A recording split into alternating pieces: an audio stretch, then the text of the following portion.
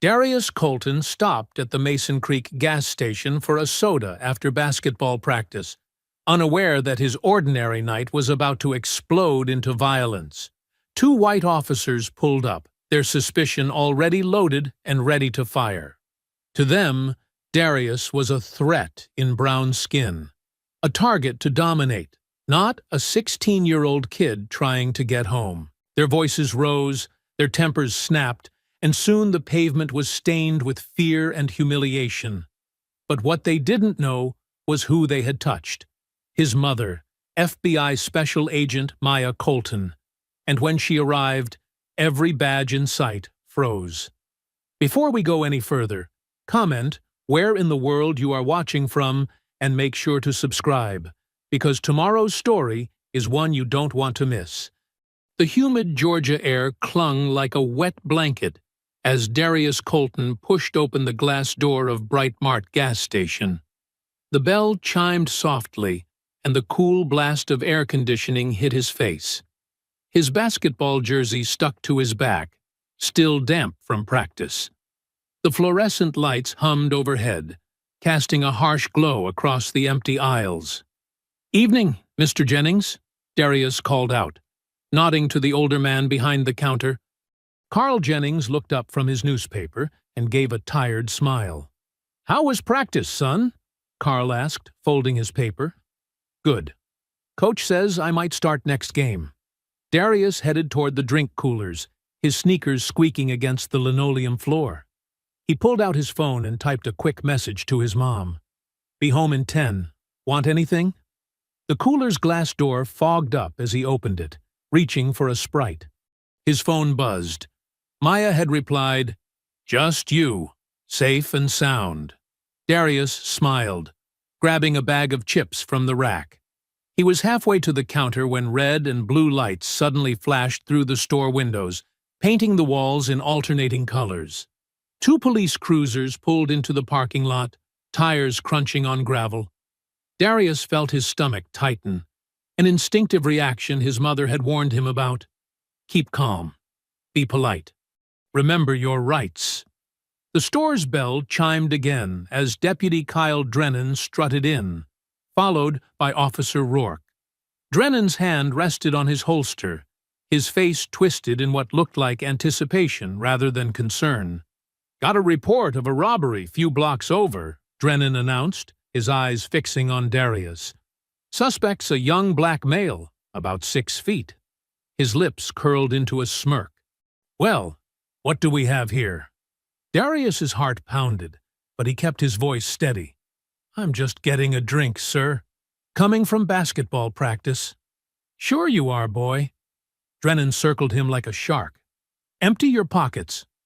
"I haven't done anything wrong," Darius said softly, still clutching his unopened Sprite and chips.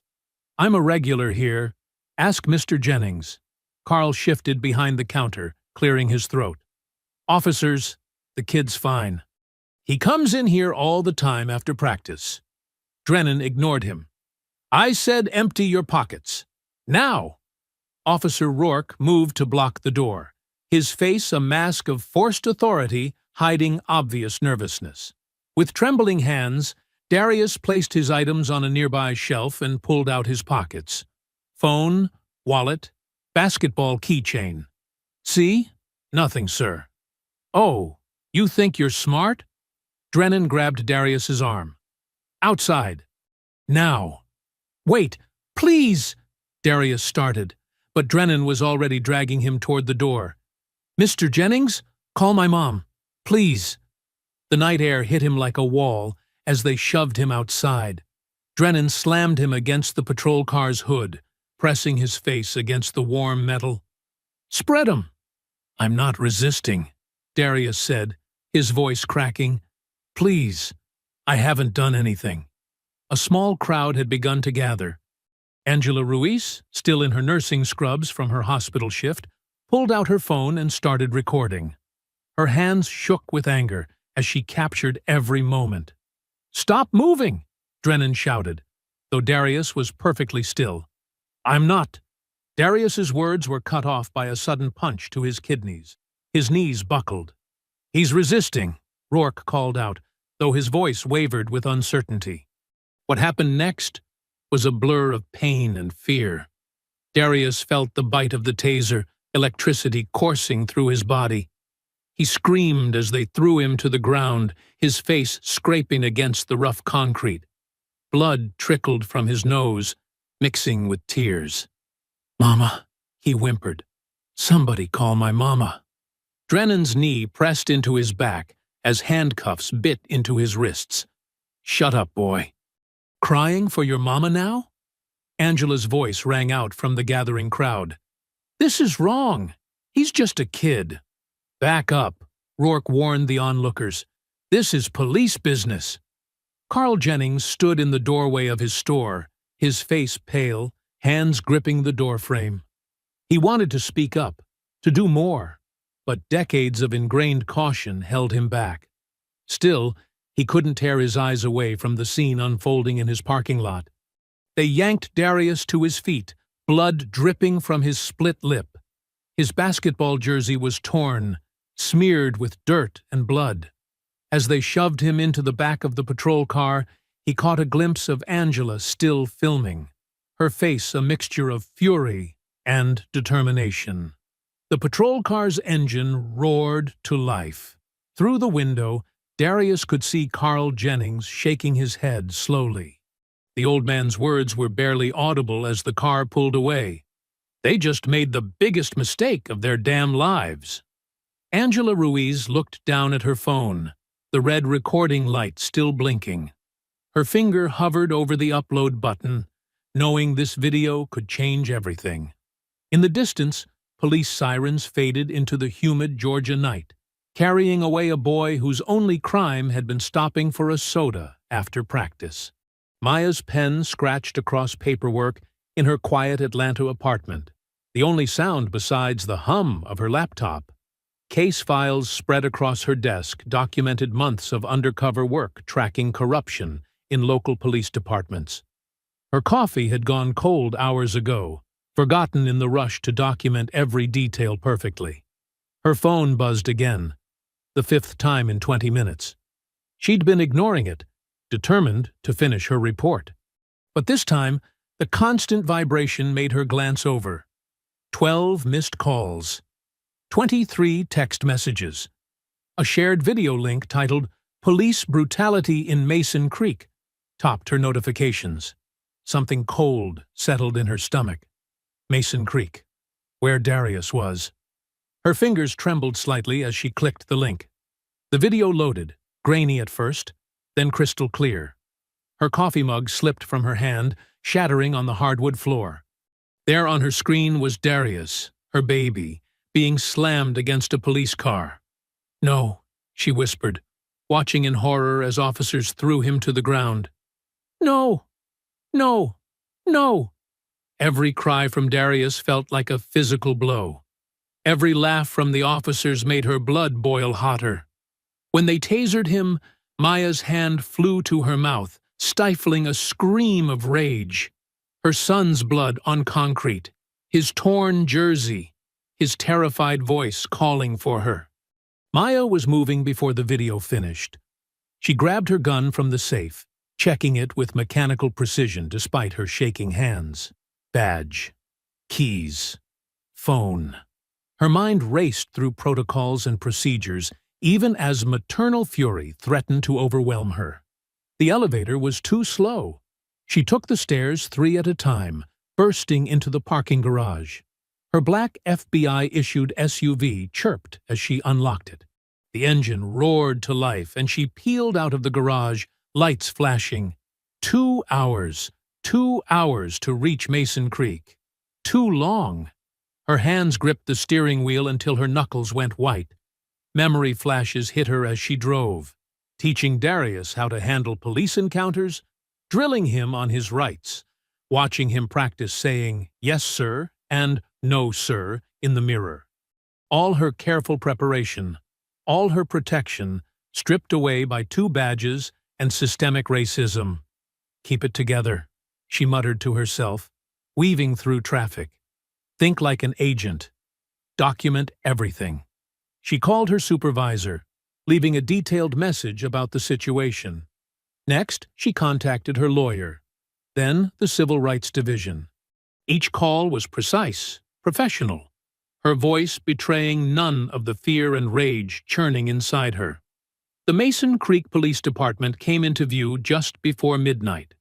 A squat brick building with peeling paint and flickering fluorescent signs.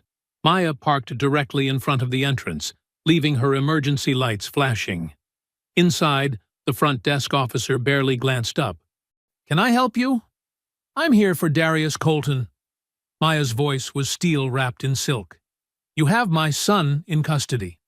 The officer sighed, bored. "Visiting hours are over.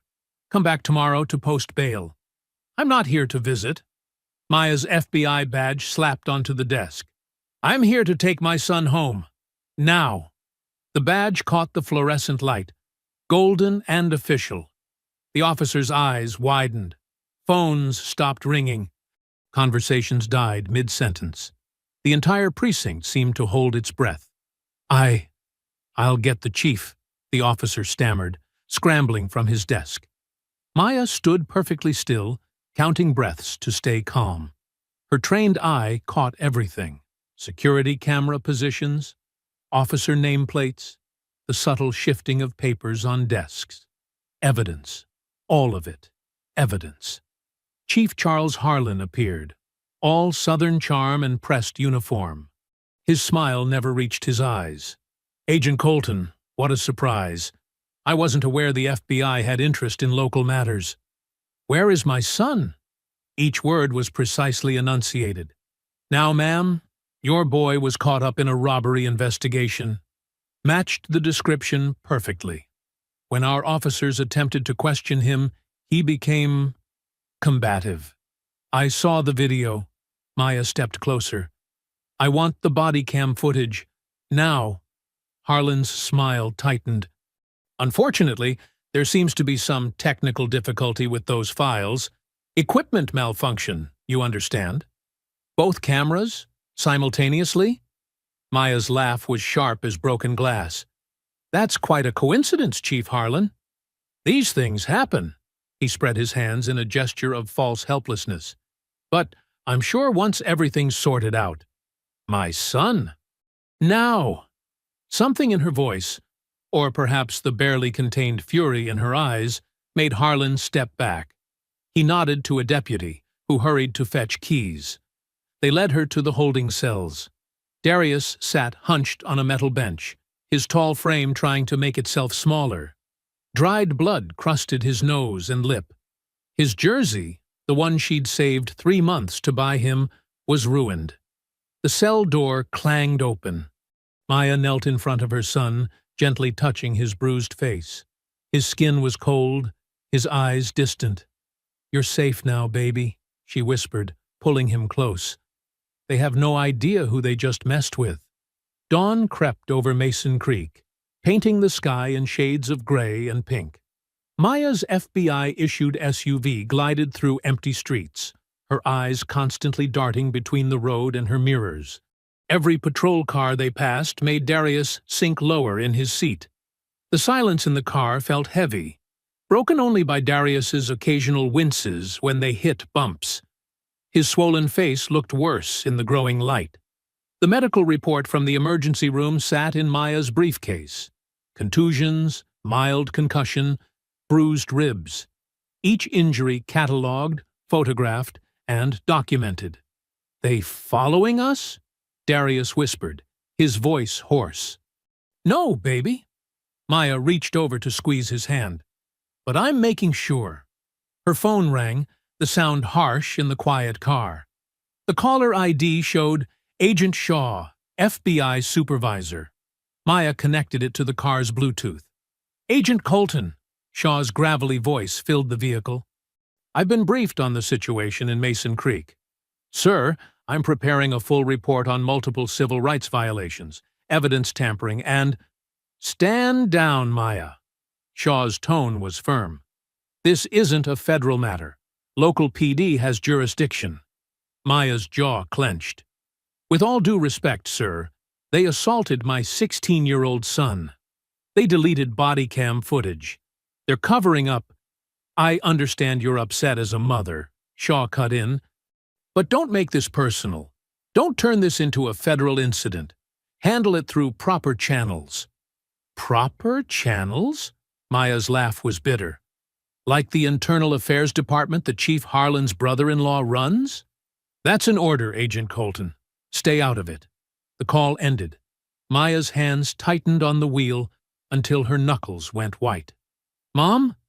Darius's voice was small. Maybe we should just let it go. I don't want you to lose your job. Maya pulled into their driveway, turning to face her son. In the growing light, she could see every bruise, every scrape. Her baby boy, who'd never hurt anyone, who helped elderly neighbors with their groceries and tutored younger kids in math. Tell me everything, she said softly. I need to know exactly what happened. Darius's eyes filled with tears. They didn't even ask for ID. Just grabbed me. When I tried to show them my school card, the big one, Drennan, he laughed and said I probably stole that too. Maya's throat tightened. What else? They kept... Darius wiped his eyes. They kept making jokes about running.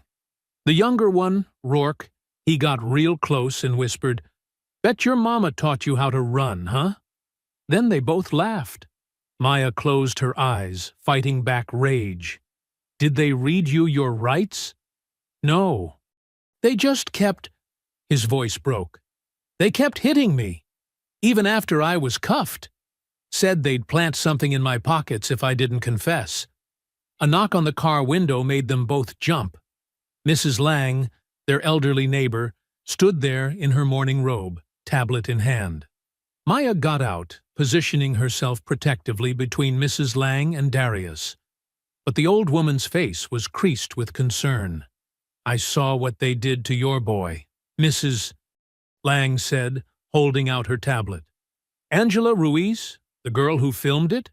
She's my granddaughter. She sent me the original video before she posted it. I made copies. Maya took the tablet, pressing play.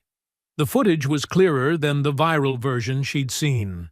You could hear the officers' racist comments clearly. See their deliberate brutality. Watch them high-five after throwing Darius in the car. It's everywhere, Mrs. Lang continued.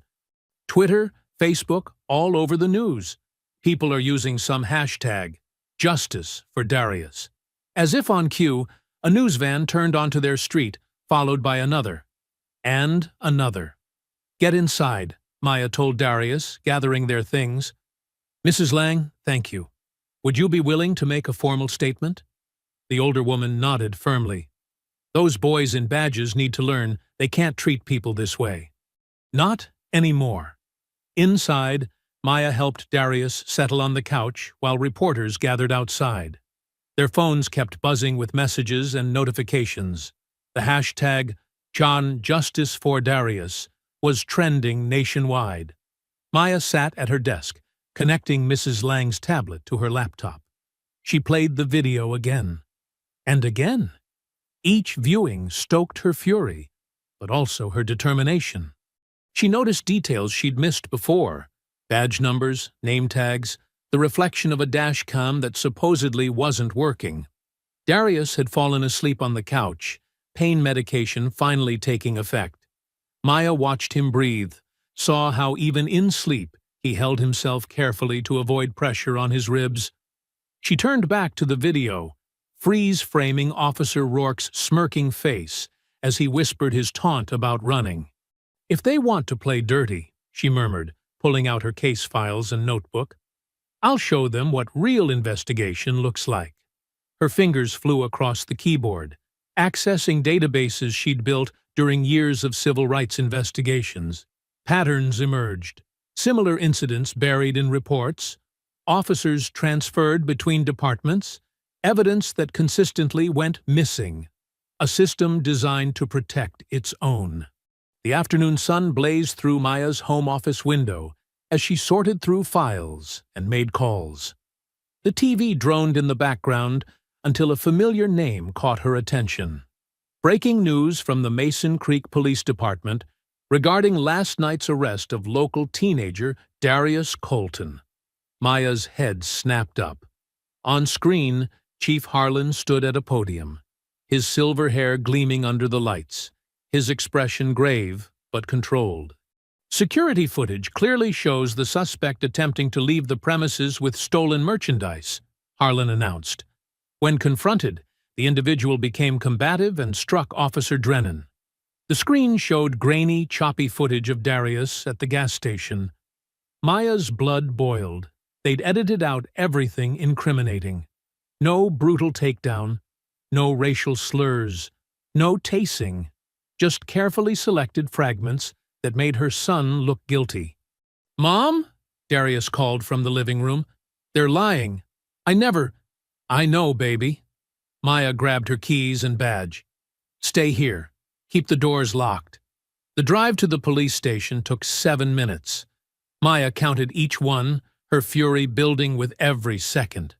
The parking lot was crowded with news vans and protesters holding hastily made signs, "Justice for Darius," and "Stop Police Brutality." Inside, the air conditioning hit her like a wall of ice. Officer Rourke sat at the front desk, his smirk widening when he saw her. "Can I help you, ma'am?" He emphasized the word ma'am like it was a joke.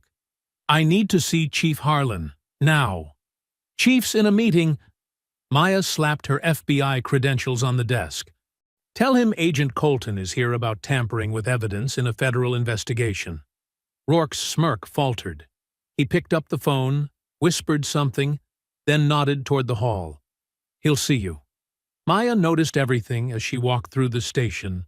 The subtle nods between officers, the way Drennan leaned back in his chair, boots on his desk, looking completely unbothered. The quiet conversations that stopped when she passed. Chief Harlan's office reeked of leather and old cigars. He stood behind his desk, hands clasped behind his back, staring out the window. "That was quite a performance on TV," Maya said, closing the door. "Agent Colton, I thought I made myself clear last night. I want the complete footage. Security cameras, body cams, dash cams, all of it." Harlan turned, his smile never reaching his eyes. "I'm afraid that's impossible." "As I explained, there were technical difficulties. Technical difficulties don't selectively edit footage to make an innocent kid look guilty. Your son was caught stealing. By officers who conveniently lost their body cam footage? In a store whose owner publicly stated Darius did nothing wrong." Harlan's smile tightened. "File a formal request, through proper channels." Maya pulled out her phone, opened the FBI database, and typed rapidly. Within seconds, her face darkened. "The case file's already sealed," she said. "How did that happen so fast, Chief? Who do you have working for you inside the bureau?" Something flickered across Harlan's face. Satisfaction, maybe. Or triumph. "I think we're done here, Agent Colton. Don't let your maternal feelings cloud your professional judgment." Maya left the station, her mind racing. The speed of the cover-up, the sealed files, the coordinated response. This wasn't just local corruption. Someone with federal authority was helping them. She drove to the First Baptist Church on Malcolm X Boulevard, where Reverend Samuel Hayes had been leading the fight for civil rights since before she was born. The old church stood proud despite its peeling paint, its doors open to all who sought justice. Reverend Hayes sat in his office, surrounded by yellowing newspaper clippings and civil rights photographs. His eyes were sharp despite his age, taking in Maya's FBI badge and troubled expression. "I've been expecting you," he said, gesturing to a chair. "Saw what they did to your boy. Saw their lies on TV, too." "Reverend Hayes, I need to understand what I'm up against." The old man sighed, pulling out a thick folder from his desk. 1987. James Wilson, 17 years old. Resisting arrest. Beaten so bad he lost an eye. 1995. Marcus Taylor, 16. Matched a description. found with planted drugs. 2003. David Reynolds, 15. Assaulted an officer, ended up in a wheelchair. He spread out the articles, the photos, the death certificates. Every time the footage disappeared, every time the files got sealed, every time good officers who spoke up got transferred or fired. How do they keep getting away with it? Because you're not fighting two cops, Agent Colton. You're fighting the whole system that protects them. Hayes leaned forward. The same judges signed the warrants. The same prosecutors declined to press charges. The same federal agents sealed the files. Maya drove home as darkness fell, her mind heavy with Hayes's words and the weight of decades of buried injustice. The house was dark except for Darius's bedroom light. The crash of breaking glass shattered the silence. Maya drew her gun, moving toward the sound. In the living room, a rock lay among glittering shards of window glass. A note was wrapped around it, held by a rubber band. She picked it up, unfolding the paper with steady hands. Leave town or lose your badge. Upstairs, she heard Darius stir. Mom? What was that? Maya looked at the note, then at her Glock, its weight familiar and resolute in her hand. She thought of all those other mothers' sons, James, Marcus, David, and how the system had failed them. Not this time, she whispered, her grip tightening on her weapon. 2 days later, the Atlanta Medical Center's fluorescent lights cast harsh shadows across Darius's bruised face. Maya sat in the waiting room, scrolling through case files on her phone, when it buzzed with an incoming call from FBI headquarters. Agent Colton, a cold voice said. This is Administrative Services. Effective immediately, your security clearance has been temporarily suspended, pending review of recent conduct. Maya's fingers tightened on the phone. On what grounds? Interference with local law enforcement operations and potential misuse of federal resources. You'll receive formal documentation within 24 hours. The line went dead.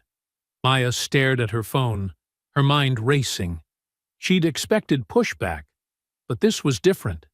This was calculated. Someone inside the bureau was working against her. Her phone buzzed again. Lucas Trent's name flashed on the screen. She'd worked with him for 5 years, trusted him with her life on undercover ops. Now, something felt off. Maya, Lucas's voice was too casual, too controlled. Heard about your suspension. Look, I'm trying to help here. You need to drop this Mason Creek thing. Help? Maya kept her voice level. Like you helped seal those case files? Come on, you know how it works. Small-town politics, local jurisdiction. Let it go before... Before what, Lucas? A pause. She heard him swallow. Before you lose everything you've worked for. Think about Darius. He needs his mother employed, not, don't you dare use my son to threaten me. Maya's voice turned to ice. What did they offer you, Lucas? Promotion? Money? Maya, please. You're not thinking clearly. She hung up, her suspicions confirmed.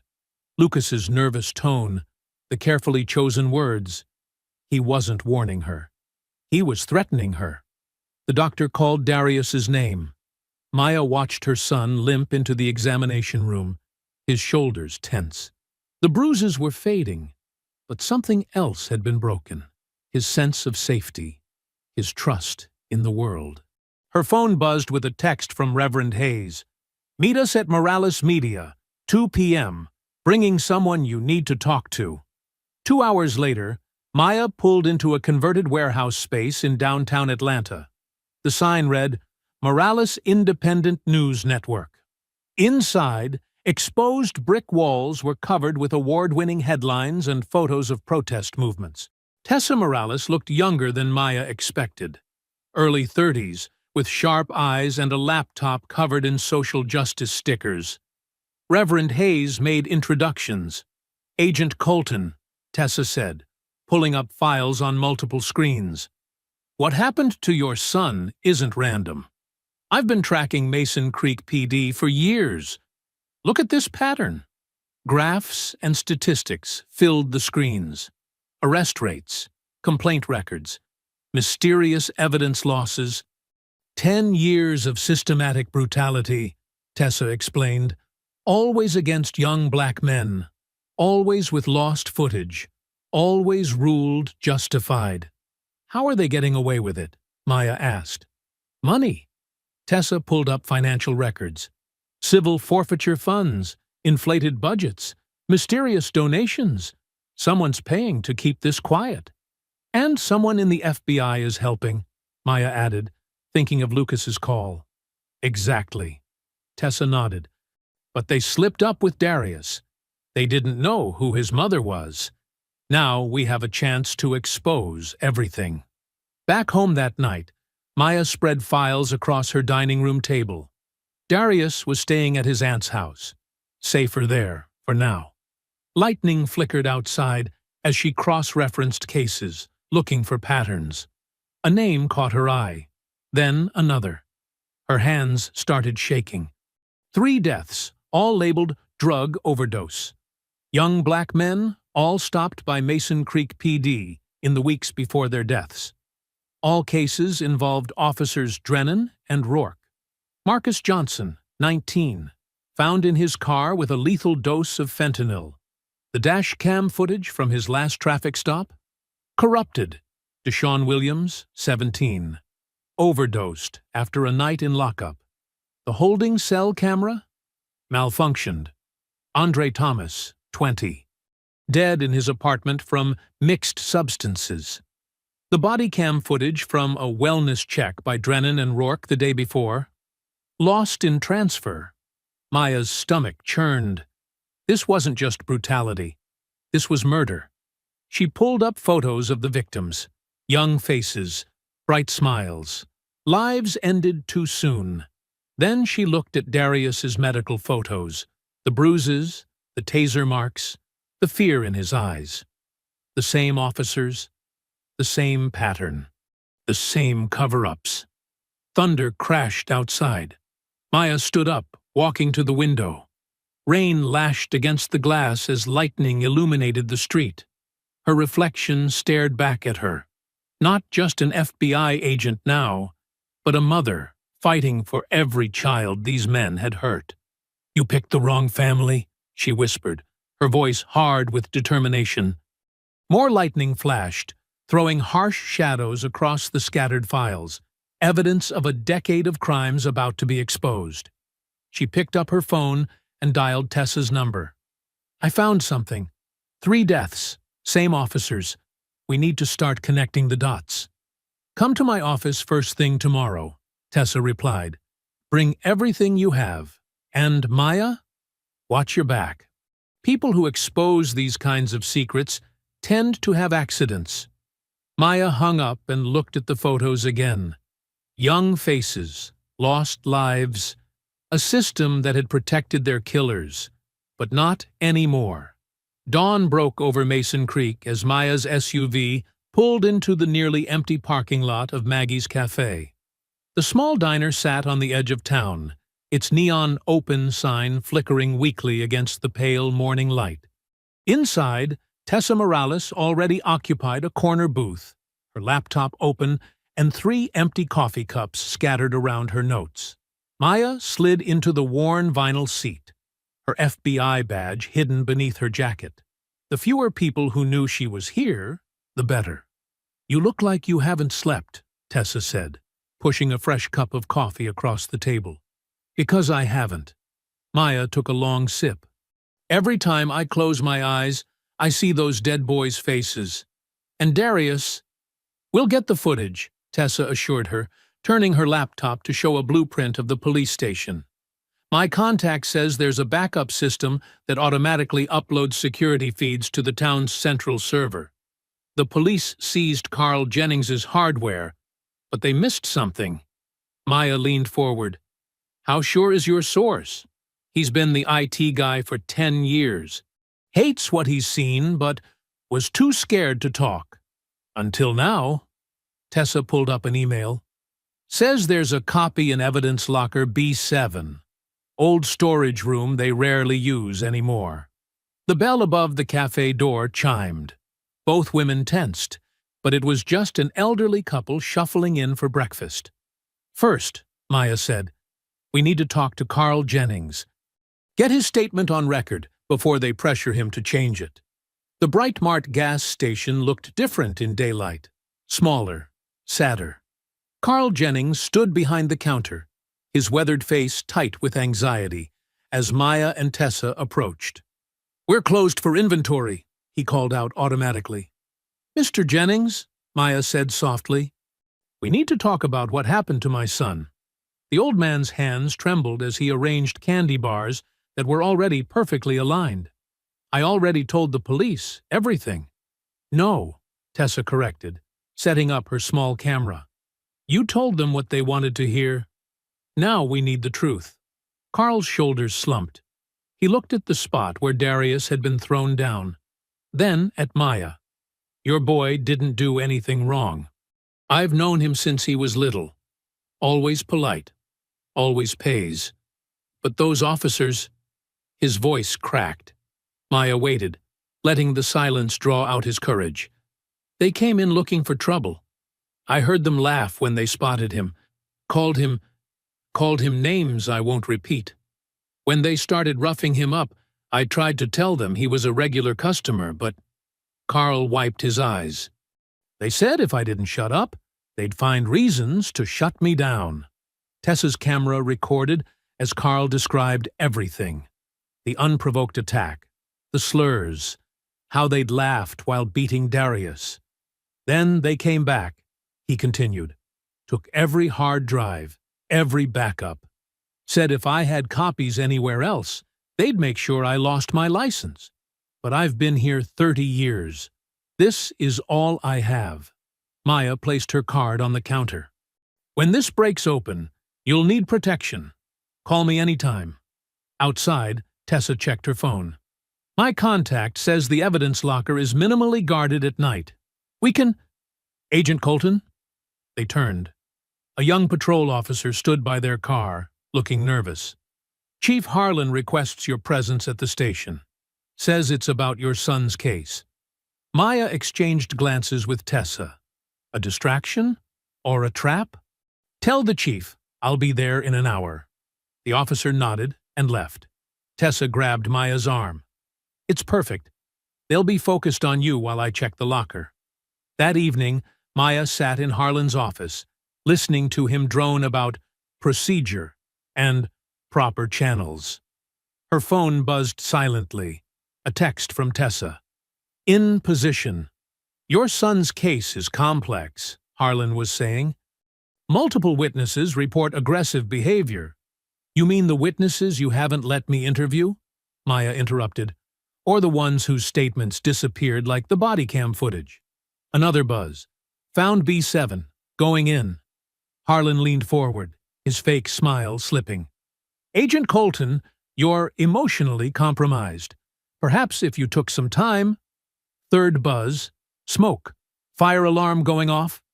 Maya stood up as shouts echoed through the building.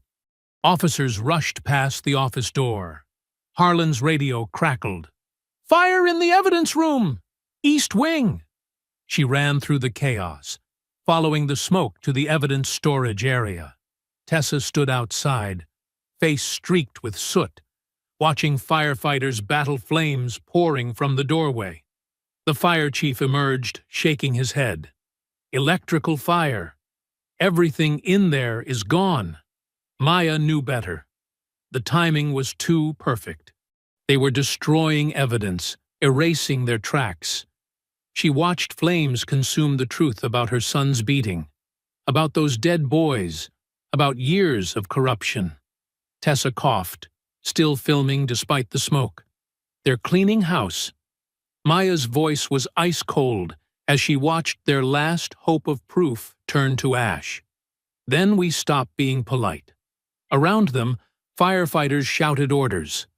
Water hoses sprayed. Smoke billowed into the night sky. But Maya barely noticed.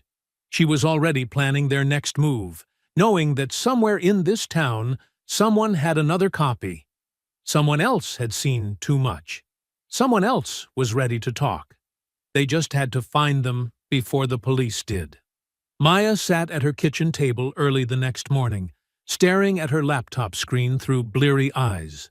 Coffee cups littered the surface, evidence of her sleepless night searching for any digital trace of the gas station footage.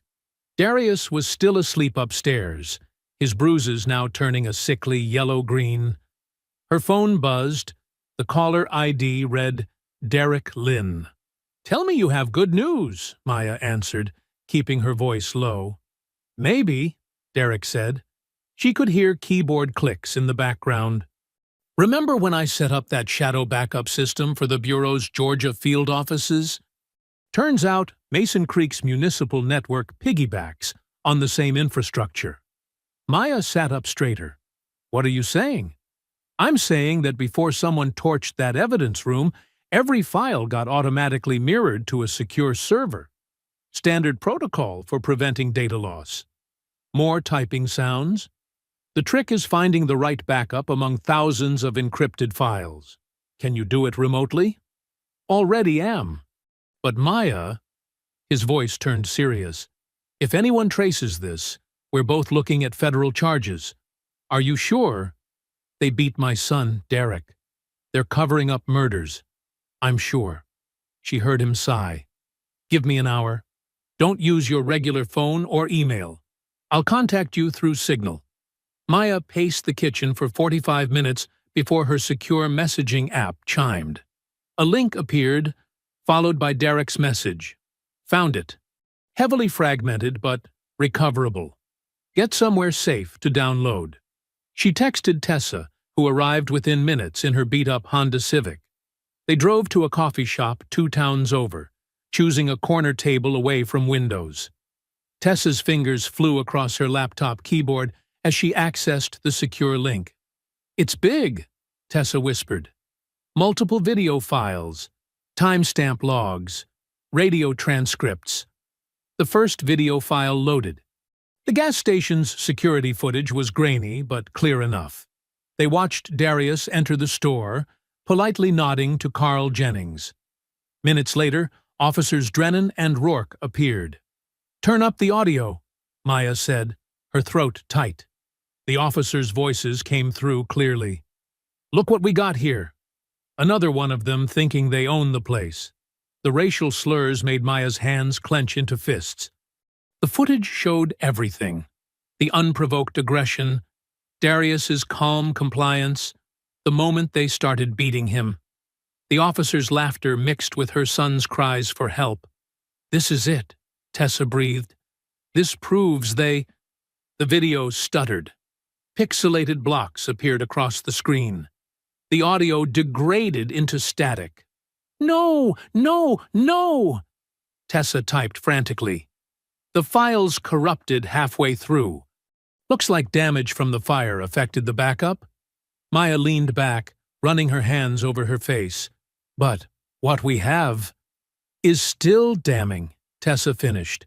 "The beginning alone proves they lied. Shows the racial targeting, the excessive force, everything they denied." They spent the next hour downloading and securing the salvageable footage. As they walked back to Tessa's car, Maya noticed 2 unmarked Crown Victorias crawling past, standard police surveillance vehicles. "Get in," she ordered, pushing Tessa toward the passenger seat. Maya took the wheel, keeping her movements casual as she pulled out of the parking lot. The unmarked cars followed at a distance. She drove in a wide circle, taking random turns until she was sure they were being tailed. She headed toward Tessa's apartment building, but parked a block away. "They're watching your place," Maya said quietly. "You need to leave town. This is about to get ugly." Tessa squared her shoulders. "No, Tessa, you're fighting for Darius. I get that. But I'm fighting for Marcus Thompson, killed in custody last year. For Jamal Wilson, who resisted arrest until he couldn't breathe. For every kid who didn't have a Maya Colton to protect them." She met Maya's gaze. "I'm staying." The unmarked cars drifted past again, moving like sharks circling prey. "Then we do this smart," Maya said. "Upload the video, but through proxies. Anonymous account. Let it spread naturally. Make it harder to trace." They worked from Tessa's laptop, routing the upload through multiple servers. The video file was titled simply, "The Truth About Mason Creek Police." "Ready?" Tessa asked, her finger hovering over the enter key. Maya thought of Darius's bruises, of Carl Jennings's fear, of 3 dead young men who never got justice. "Do it." The upload bar filled slowly. Complete.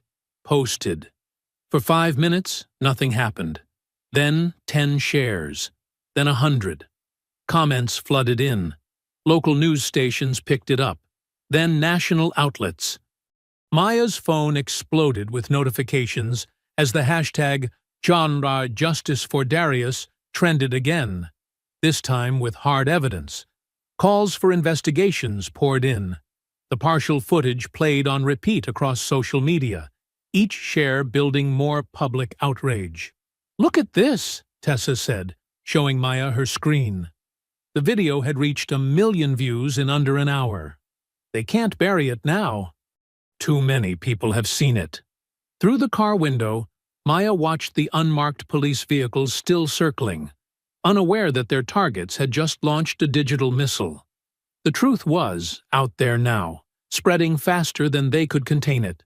She knew there would be consequences, threats, retaliation. But watching the view counter climb, hearing her phone buzz with messages of support and anger, Maya felt something she hadn't since this began: hope. The partial video wasn't perfect evidence, but it was enough to crack their wall of lies. And through that crack, Maya would bring the whole corrupt system down. The video had been online for less than 3 hours when the Mason Creek Sheriff's Office released their definitive footage. Maya watched it on her phone, her jaw clenching tighter with each frame. The new video showed a completely different scenario. Darius appearing aggressive, shoving Officer Drennan before the arrest. The quality was pristine, almost too perfect. "This is ridiculous," Tessa said, peering over Maya's shoulder. "Look at the lighting inconsistencies. The shadows don't even match. It's clearly manipulated." Maya zoomed in on specific frames. Amateur editing job. They didn't even bother matching the timestamp format with their own system. But the damage was already spreading. Local Facebook groups erupted in heated debates.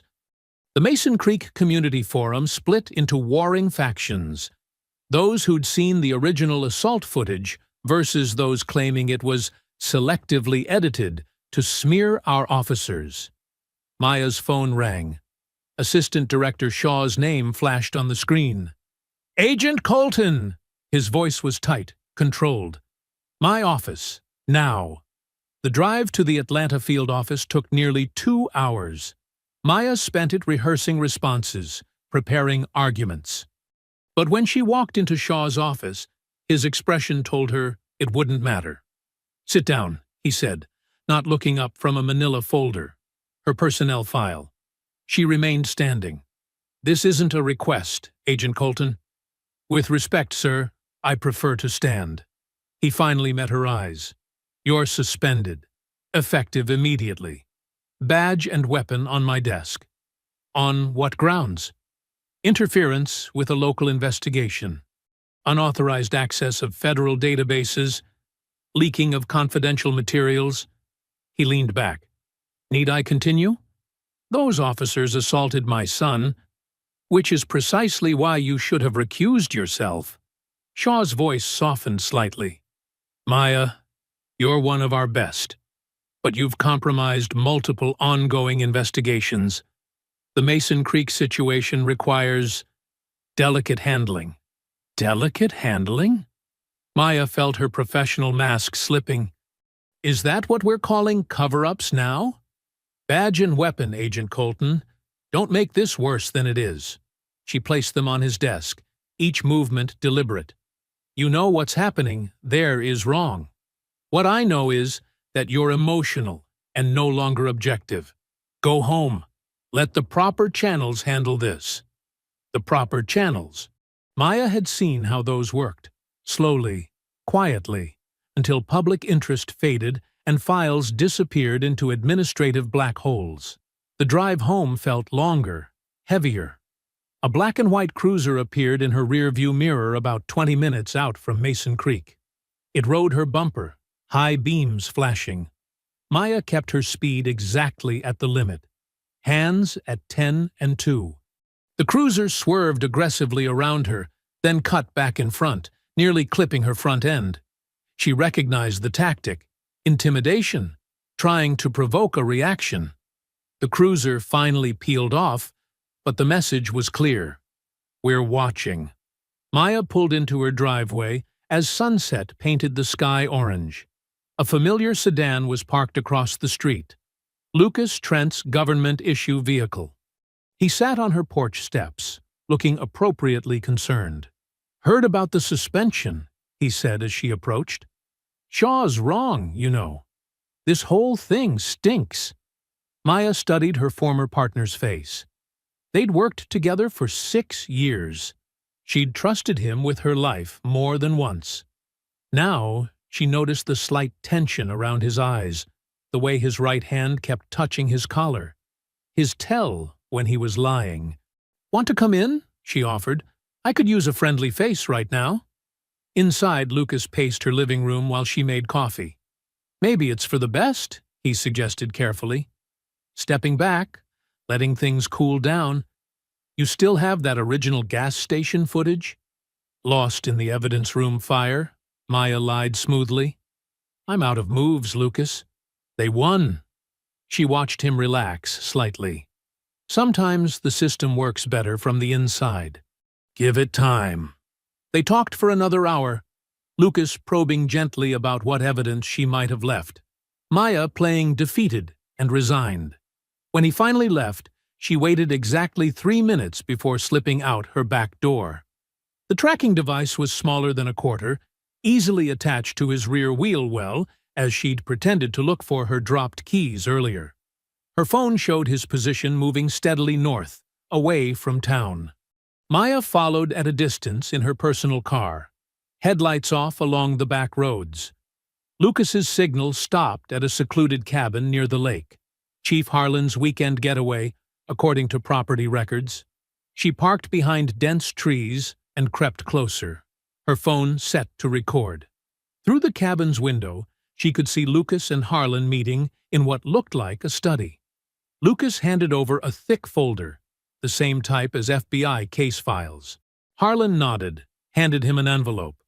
Maya zoomed the camera, capturing every detail. The chief's satisfied smile. Lucas counting what was clearly cash. The way they shook hands, comfortable and practiced, like this wasn't their first transaction. "Got you," she whispered, making sure to get a clear shot of Lucas's face as he left the cabin. The night was quiet, except for crickets and the soft lapping of lake water. Maya waited until both men had driven away before heading back to her car. Her suspension suddenly felt less like a punishment and more like an opportunity. They thought they'd neutralized her, but they'd just freed her to operate outside the system's constraints. Maya woke before dawn, her mind racing through contingency plans.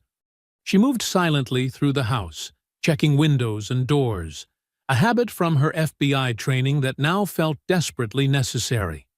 The morning light was just beginning to creep through the curtains when she gently shook Darius awake.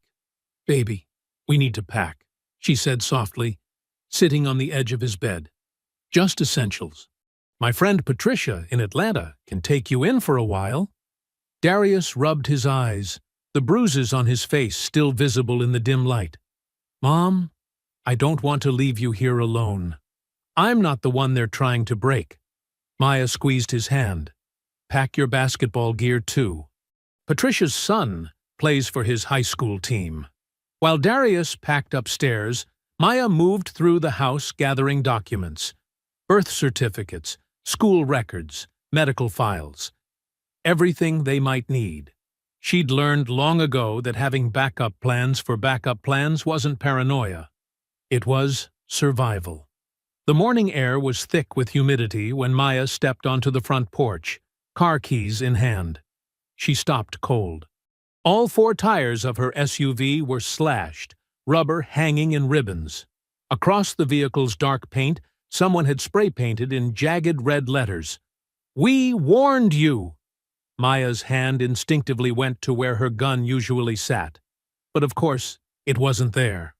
She scanned the street, noting which neighbors' lights were on, which cars had moved since last night.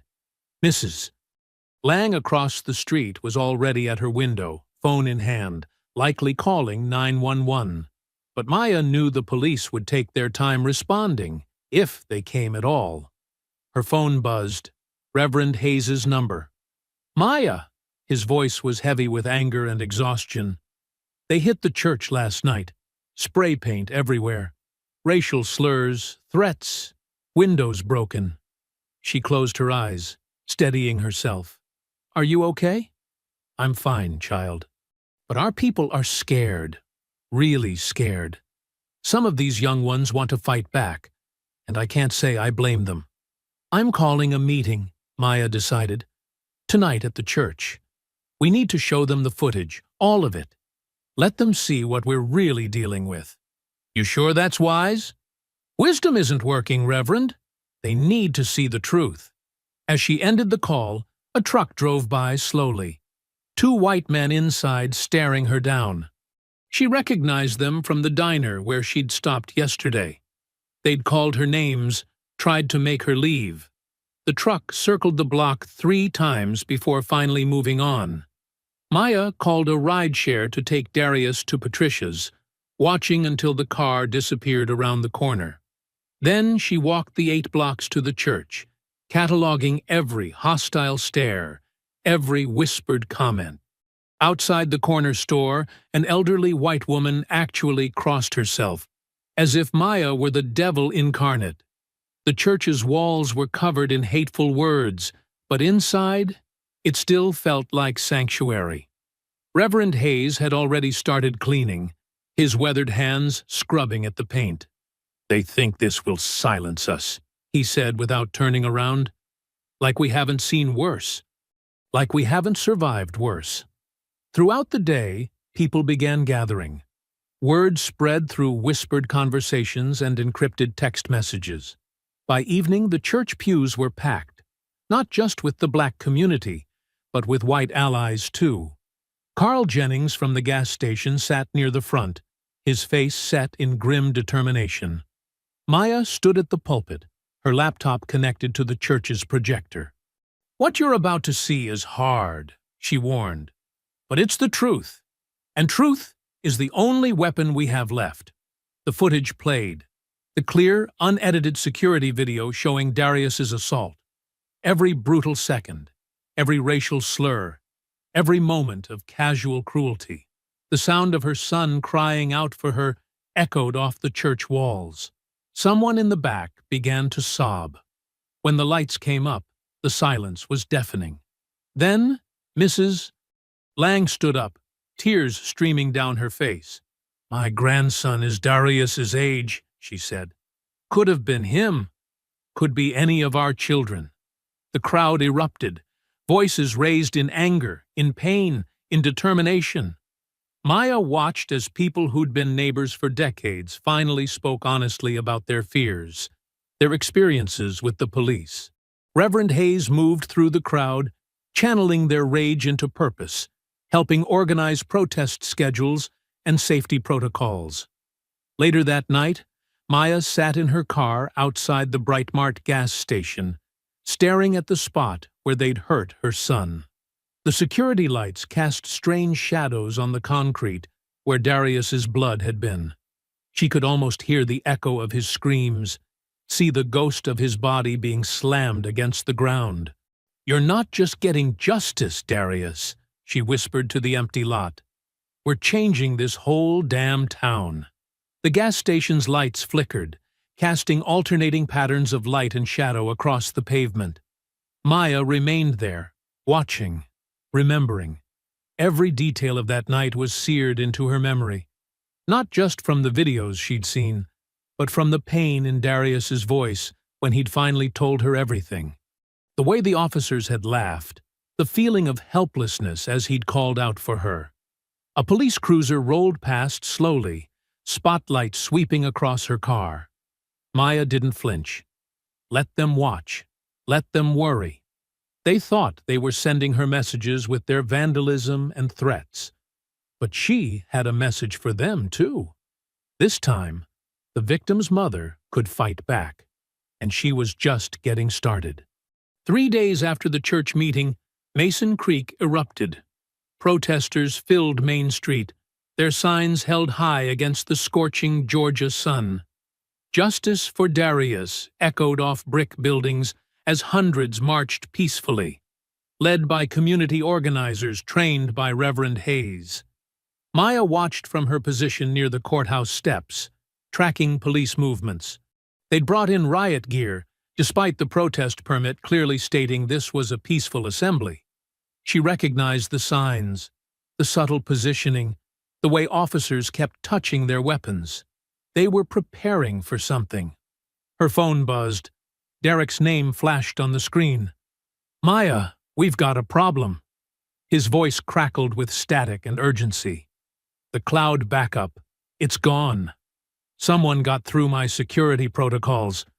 They didn't just delete the file, they corrupted the whole server." The ground seemed to shift under her feet. "Can you trace it?" "I'm trying, but—" Derek's frustration was palpable. This wasn't amateur hour. They knew exactly what they were doing. The breach originated from multiple locations, bouncing through servers across 3 continents. Before Maya could respond, she heard shouting. At the intersection, police had blocked the permitted march route. Officers were pushing forward, batons raised. The crowd began to retreat, but there was nowhere to go. More police had circled behind them. "I have to go," Maya snapped, ending the call. She rushed toward the growing chaos, filming with her phone. The first canister of tear gas arced through the air. Screams erupted. Maya saw Mrs. Lang stumble, choking on the gas. She helped the older woman to safety behind a shop awning, her own eyes burning. Through the chemical haze, she watched officers swing indiscriminately at retreating protesters. Her phone buzzed again. "Tessa." "They're raiding my apartment." Tessa's voice was breathless, panicked. "6 officers, claiming they have a warrant for stolen evidence. They're destroying everything. My cameras, my laptops. Maya, all my source files." The line went dead. Maya's mind raced. This was coordinated. The protest violence, the deleted footage, Tessa's raid. They were striking everywhere at once, trying to overwhelm them. An hour later, as paramedics treated pepper spray victims, Maya got another call. Reverend Hayes had been arrested while trying to negotiate with police. The charge? Inciting a riot. She rushed to the station, but was blocked from seeing him. "He's being processed," Drennan smirked from behind the desk. "Might take a while. Paperwork. You know how it is." Maya drove to Atlanta that evening, her hands shaking with rage. She found Darius at Patricia's house, glued to the news coverage. His face was streaked with tears. "They're saying Reverend Hayes attacked an officer," he choked out. "They're calling the protesters thugs. Everything we do, they twist it around. They make us look like the bad guys." "Darius, maybe we should stop, Mom." His voice cracked. "Maybe this is just how things are. Nothing ever changes. We fight, and they just hit harder." Maya sat beside him on the couch, pulling him close like she did when he was small. He was almost as tall as her now, but in that moment he felt like her little boy again, scared, seeking answers she wasn't sure she had. "Baby, listen to me." She chose her words carefully. "Change never starts easy. You know why? Because the people in power, they're comfortable. They like things exactly how they are. So when we stand up, When we demand better, they fight back hard. They want us to feel hopeless. They want us to give up. But what if they win? They only win if we let them. Maya wiped his tears with her thumb. Every movement for justice looked impossible at first. Civil rights, women's rights, workers' rights. People fought and died for those changes. But they didn't stop. And neither will we.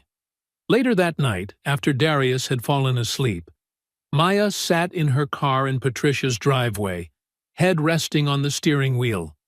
The events of the day played on repeat in her mind. The violence, the raids, the arrests, every bit of evidence vanishing, every ally being targeted. She reached for her glove compartment, searching for aspirin. Her hand brushed something small and hard. Frowning, she pulled out a USB drive she didn't recognize. A note was taped to it in Derek's precise handwriting.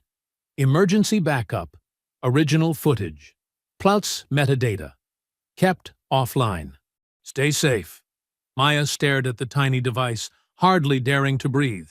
Here it was, the complete, unedited footage of Darius's assault. Every second, every word, every damning moment captured in pristine digital clarity. Derek must have slipped it into her car days ago, knowing something like this might happen. Her fingers closed around the drive. They thought they'd erased the truth, buried it under corrupted files and fake warrants. But here it was, safe in her palm, small, but powerful enough to bring down their whole house of lies. Maya's hands trembled as she held the USB drive, staring at her phone. It was 2 a.m., but she knew Tessa would be awake.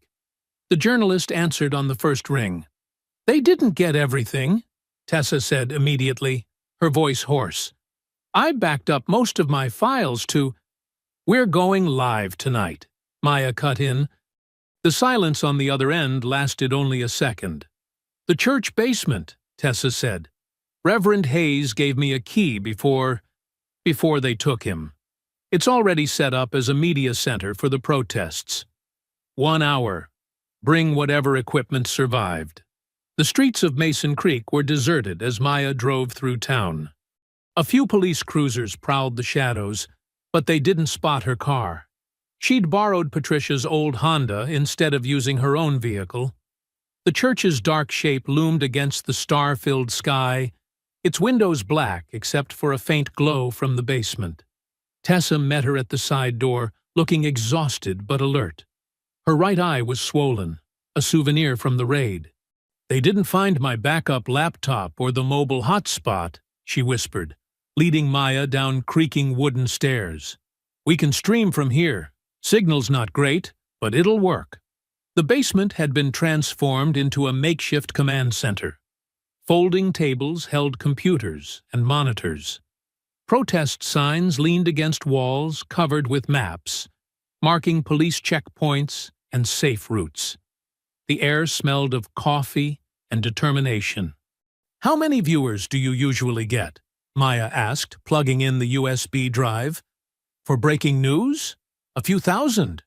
Tessa's fingers flew across the keyboard. "But that partial footage we released hit 500,000 views before they took it down. Word's been spreading underground. People are waiting for the full story." Maya pulled up a chair, adjusting the webcam. Her reflection stared back. Tired eyes, set jaw, a mother's fury burning beneath her professional calm. "Let them see everything," she said. "Every second, every lie, every cover-up." Tessa's hands hesitated over the keyboard. "You know what this means, right?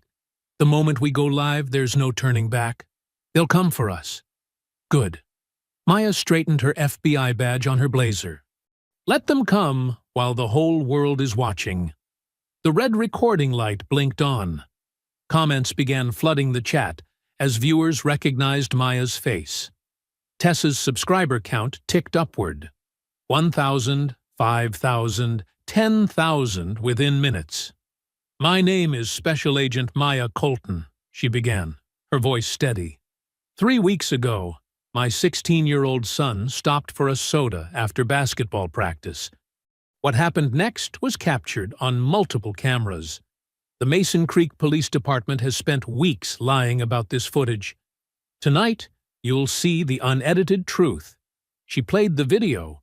The gas station security cameras showed multiple angles, crystal clear, time-stamped proof. Darius entering the store.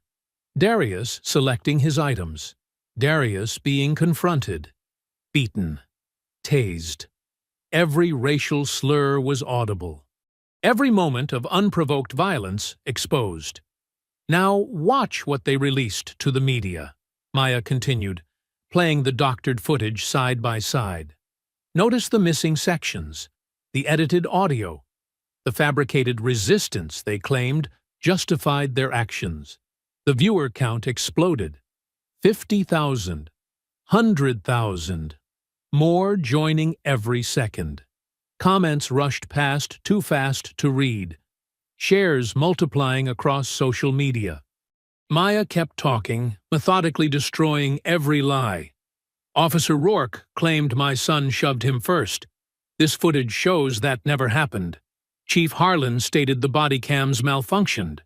That was a lie. They were manually disabled before the assault began. The department released a statement about a robbery suspect. There was no robbery reported that night.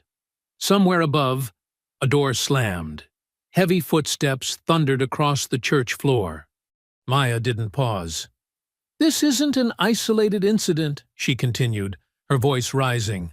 "Under Chief Harlan's leadership, the Mason Creek Police Department has systematically— Police! Stop the broadcast!"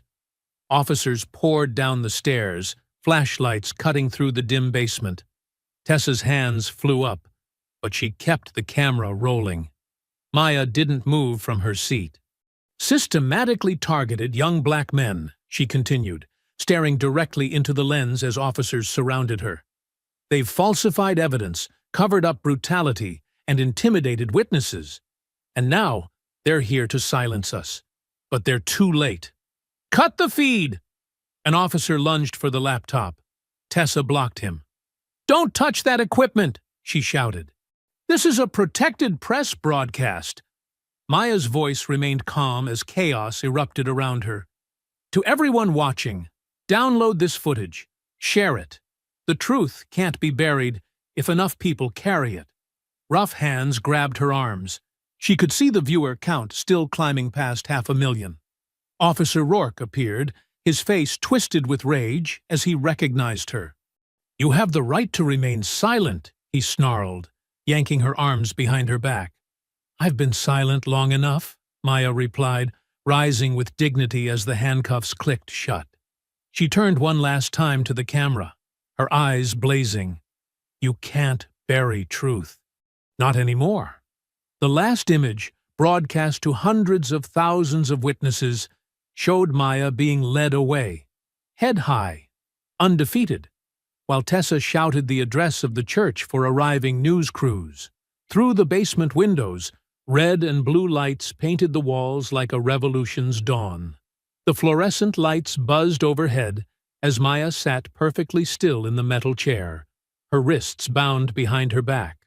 The interrogation room's cold walls seemed to close in, but she kept her face neutral, remembering her FBI training.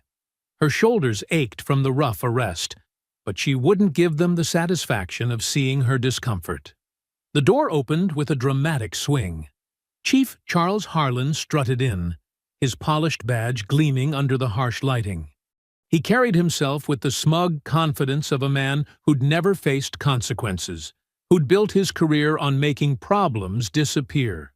"Quite a show you put on," he drawled, dropping a thick file on the table between them.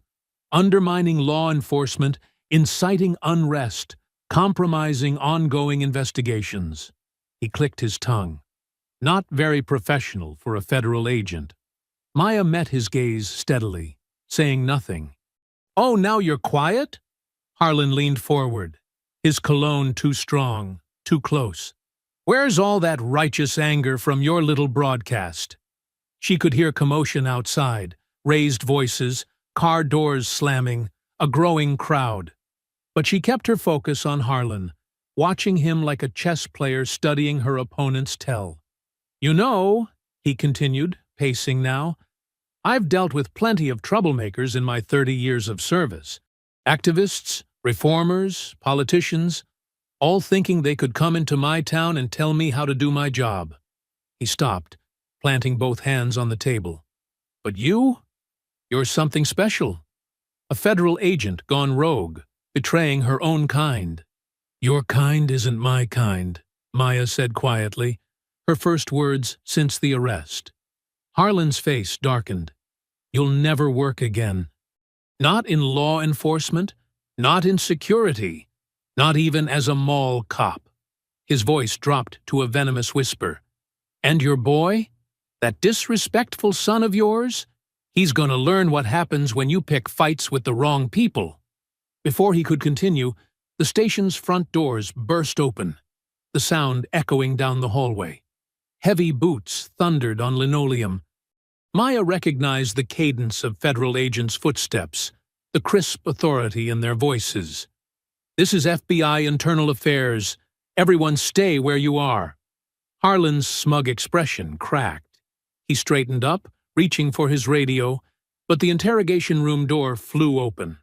Agent Shaw stood there, flanked by two senior IA investigators.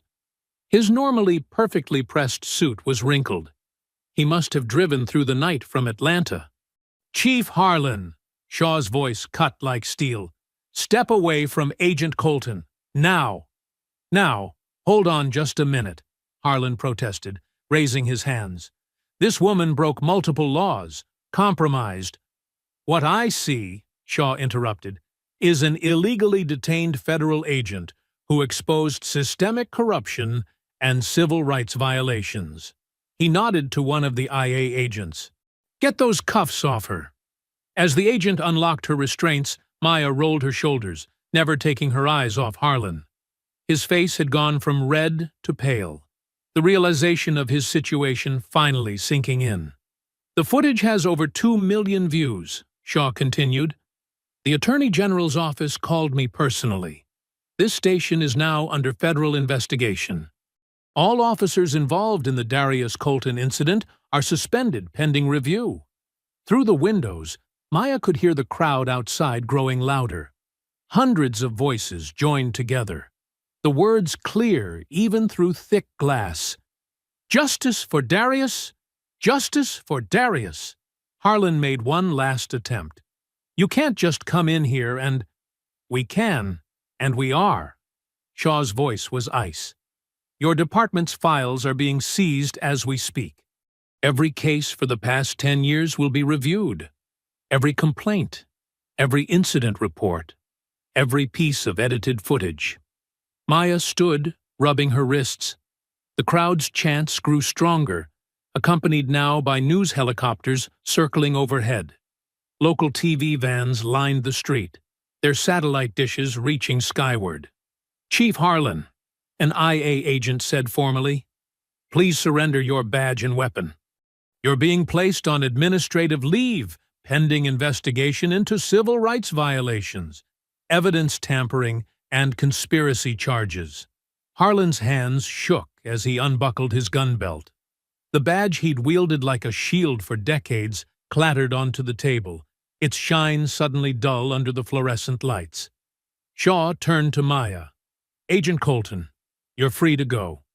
The Bureau extends its apologies for the delayed response to your initial reports."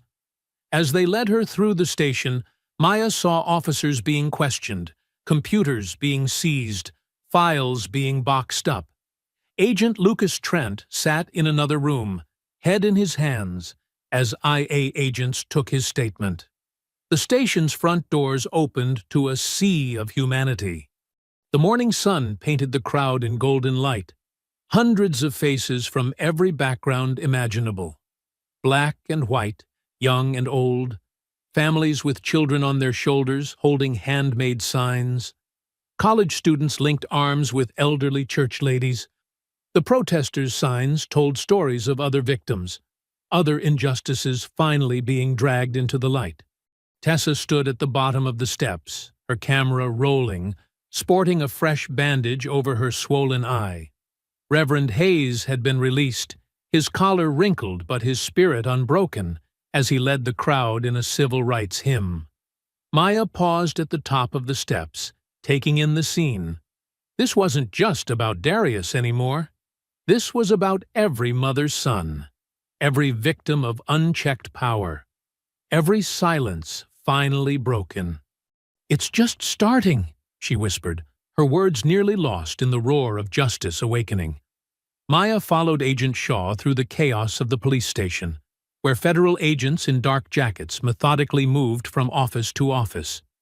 The sound of filing cabinets being pried open and computers being disconnected filled the air. Officers sat stunned at their desks, hands flat on surfaces, as IA agents collected their badges and weapons. "We'll need you to identify specific cases," Shaw explained, leading her toward the records room. "Your initial report mentioned patterns going back years. Start with any arrest involving Drennan or Rourke," Maya replied, stepping over cables being run to forensic equipment.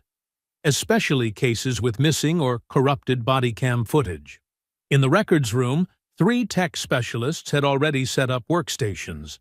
Boxes of files covered every surface, decades of paperwork being sorted and scanned. Maya spotted familiar names on the folders. Young black men arrested on suspicion, cases closed with planted evidence. "Here," she pointed, pulling a thick file. "Marcus Jenkins, 2019. Allegedly resisted arrest, died in custody. Bodycam footage accidentally deleted." Shaw nodded grimly. "Add it to the priority stack. We're building a RICO case, systematic corruption and civil rights violations." Through the window, Maya saw Reverend Hayes being escorted from his holding cell. His shoulders were straight despite the ordeal, his dignity intact. The officers who'd arrested him now couldn't meet his eyes. As he walked past the booking desk, several young deputies actually stepped back, shame visible on their faces. Tessa Morales burst through the front doors, her press credentials prominently displayed. Her left eye was swollen from the raid on her apartment, but her camera was already rolling. She moved through the station like a force of nature, documenting everything. "CNN picked up my live stream," she called out to Maya. "Every major network is running the footage. They're calling it the Mason Creek Conspiracy." Maya allowed herself a small smile. "Make sure you get the evidence room. The fire wasn't an accident." A commotion near the detective division drew their attention. Lucas Trent was being led out in handcuffs, his FBI credentials already confiscated. He'd been caught trying to delete files from his laptop, but Maya's surveillance footage of his meetings with Harlan had already sealed his fate.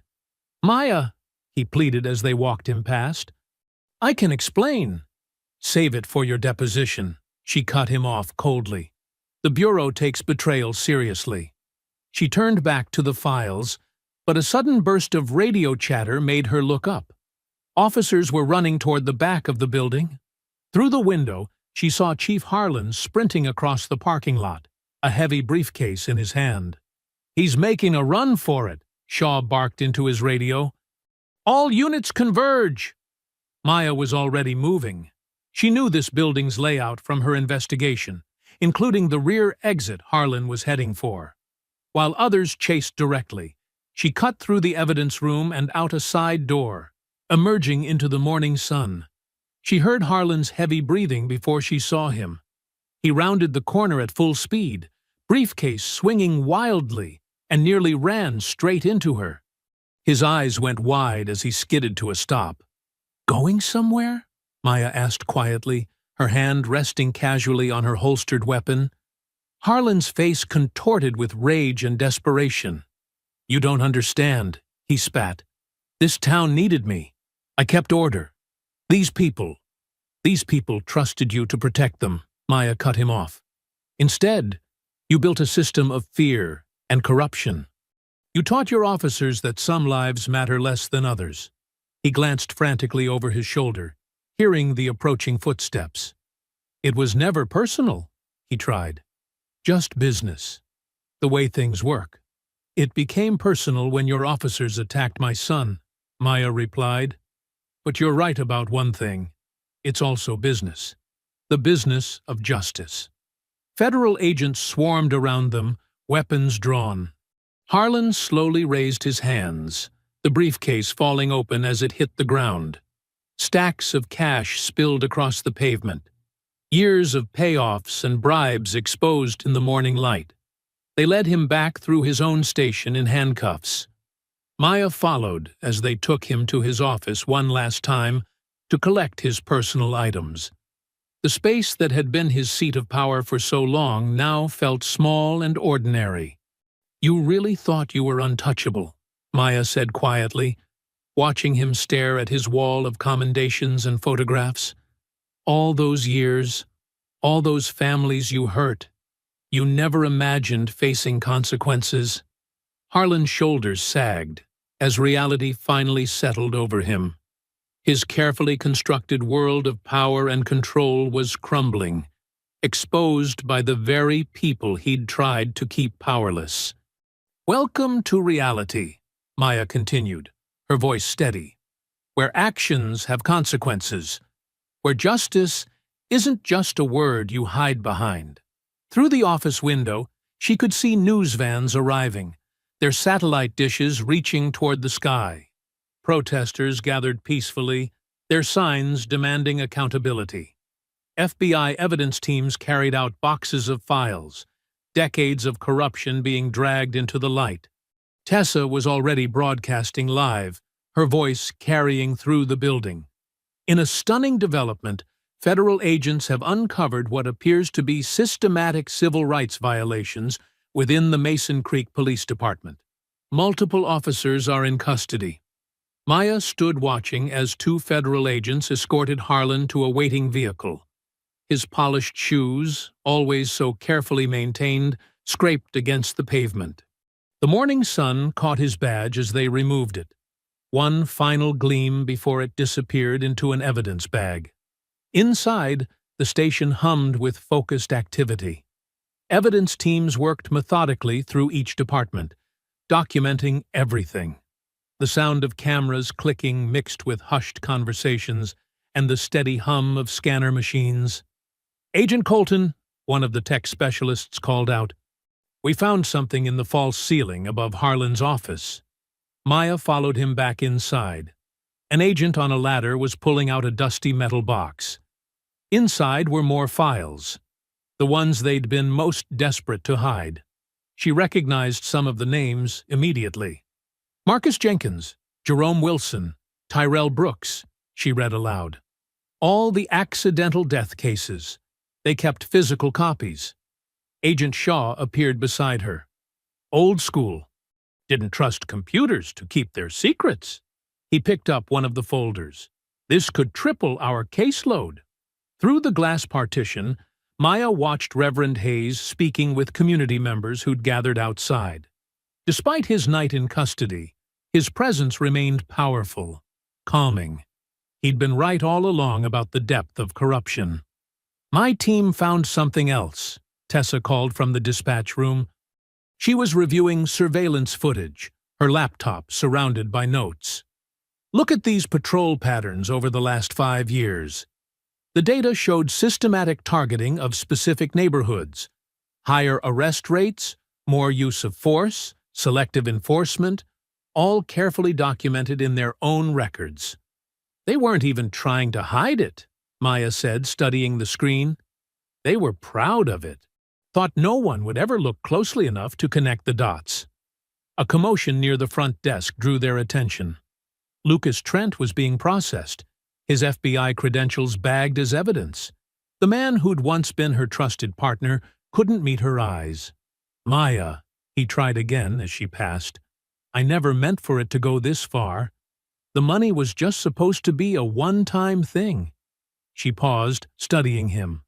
"How many times did we investigate corrupt cops together? How many times did you lecture me about maintaining the Bureau's integrity?" She shook her head. "You chose your side. Live with it." More federal vehicles arrived outside. The mayor and several council members were being brought in for questioning. Maya recognized the pattern. The corruption hadn't stopped at the police department. It had infected the entire power structure. In the evidence room, technicians carefully documented years of planted drugs, stolen property, and forged reports. Each box revealed new layers of systematic abuse. Officers who'd once swaggered through these halls now sat quietly, waiting to be interviewed. "Found the missing body cam footage," one tech announced. It was hidden in an encrypted server. They didn't delete anything, just moved it where they thought we couldn't find it. Maya watched as the videos played across multiple screens. The pattern was always the same: excessive force, racial slurs, false charges. Then the cover-up, reports rewritten, evidence planted, witnesses intimidated. Some of these cases go back 15 years, Agent Shaw noted, flipping through a logbook. Before Harlan was even chief. "He didn't start it," Maya replied. "He just perfected it, made it systematic." She picked up another file. "Look how organized everything is. Every false arrest, every planted piece of evidence, all carefully documented." They thought their records would never see daylight. Outside, more community members gathered. Not to protest now, but to witness. Mothers who'd lost sons, fathers who'd lost daughters, families torn apart by years of targeted harassment. They stood silently, watching justice finally arrive.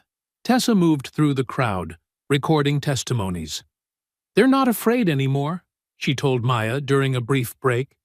"Every story that was buried, every complaint that was ignored, it's all coming out now." In the chief's office, Maya supervised as agents boxed up decades of corruption. Each photograph on the wall told its own story. Awards received while citizens suffered. Commendations earned through intimidation and fear. The briefcase Harlan had tried to flee with sat open on his desk. Besides the cash, it contained lists of payoffs, dates of evidence tampering, names of officers who could be trusted to follow orders. His entire corrupt empire, documented in his own handwriting. "He actually kept records," Shaw remarked, examining the documents. "Detailed ones." "Men like Harlan always do," Maya replied. "They convince themselves they're running a legitimate operation. They need the paperwork to prove it, even if it's only to themselves." Through the window, she watched as more officers were led out in handcuffs. Not just the ones who'd attacked Darius, but all the ones who'd enabled the system, who'd looked the other way, who'd chosen silence over justice. The unspoken code of blue silence lay shattered. In its place, the sound of truth echoing through halls that had contained lies for far too long. The station that had once been a symbol of oppression was being cleansed, its secrets exposed to the light. As federal agents continued their methodical sweep, Maya picked up a framed photo from Harlan's desk, him shaking hands with the governor, both men smiling broadly. The image of power and respectability he'd worked so hard to maintain. Now it would hang in a courtroom as evidence of just how far the corruption reached. 3 months after the federal raid, Maya Colton stood at a podium beneath the autumn sun. Behind her, the freshly painted community center gleamed white against the Georgia sky. The old municipal building had been transformed, its stark institutional lines softened by murals of children playing, dreams soaring, and justice prevailing. Hundreds of faces looked back at her, familiar now after months of struggle and triumph. Mrs. Lang sat in the front row, the neighbor who'd first shown Maya the viral video. Next to her, Carl Jennings from the gas station, his weathered face proud. Tessa Morales stood to the side, still taking notes even now, her camera hanging ready. "When my son was attacked that night," Maya began, her voice carrying across the hushed crowd, "they thought they were dealing with just another frightened family, just another victim they could silence." She paused, letting the weight of memory settle. They didn't expect us to fight back. They didn't expect you, all of you, to stand with us. The audience stirred, remembering those dark days. The protests, the threats, the late-night meetings in Reverend Hayes's church basement. The slow, steady dismantling of decades of corruption. This center, Maya continued, gesturing to the building behind her, represents more than just a new name. It represents every voice they tried to silence, every truth they tried to bury, every family that refused to accept injustice as normal. Darius sat on stage behind his mother, tall and straight-backed in his basketball letterman jacket. The bruises had long since faded, but something in his eyes had changed. Not hardened, but deepened. He'd learned too early what it meant to fight for dignity. The Darius Colton Youth Empowerment Center will be more than a building, Maya said. It will be a promise. A promise that what happened here won't be forgotten. A promise that the next generation won't have to live in fear of those sworn to protect them. She gestured to where Reverend Hayes sat with other community leaders. When I first arrived in Mason Creek, Reverend Hayes told me I wasn't just fighting two cops. I was fighting a system. He was right. But what he didn't say was that I wouldn't be fighting alone. In the crowd, she spotted former officers who'd broken ranks to testify, city workers who'd saved documents, ordinary citizens who'd stepped forward with their own stories of abuse, each one a thread in the tapestry of change. This center will house after-school programs, Maya continued, legal aid clinics, counseling services, youth leadership training, everything we needed but didn't have when crisis struck, everything our children deserve. Across the street, the Brightmart gas station's new paint gleamed in the afternoon sun. The spot where Darius had been attacked was now marked by a small memorial garden. Beautiful things could grow from ugly moments. The federal investigation revealed corruption going back 20 years, Maya said. 53 wrongful convictions overturned, 32 officers indicted, 6 city officials removed from office. But numbers don't tell the real story. She looked at the faces before her. Black, white, brown, young, old. Neighbors who'd once viewed each other with suspicion now sat shoulder to shoulder.